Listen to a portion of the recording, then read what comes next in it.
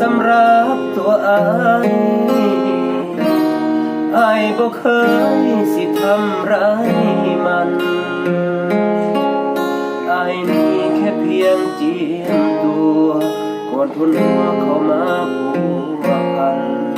โปรดอย่ามาทิ่มความฝันที่อายเลยนะบ่เคยให้ใจกับใครทั้งหัวใจก็มีแต่เจ้า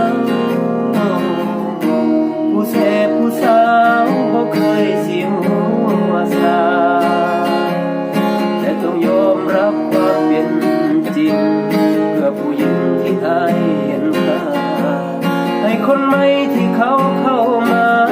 ดูแลให้ดีสำหรับอายแล้วเจ้านั้นมีค่าที่ผ่านมาอายฮักเจ้าจริงให้เกียรติน้องเป็นผู้หญิงที่อายนั้นมีอยากให้ปากเรียกเธอว่าแฟนเดินควงแขนสักครั้งก็ยังดีอยากให้รู้ว่าที่เห็นแบบนี้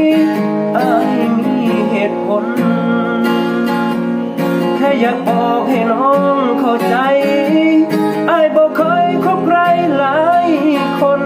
มีแต่เจ้าผู้เดียวหน้ามนเสื้อใจอายเด้ออายฮักเจ้าบ่ได้อีหลีทั้งที่ใจนั้นมีแต่เธอยังหวังดีกับน้องเสมอบ่เคยเปลี่ยนใจยังหวังดีกับน้องเสมอบ่เคย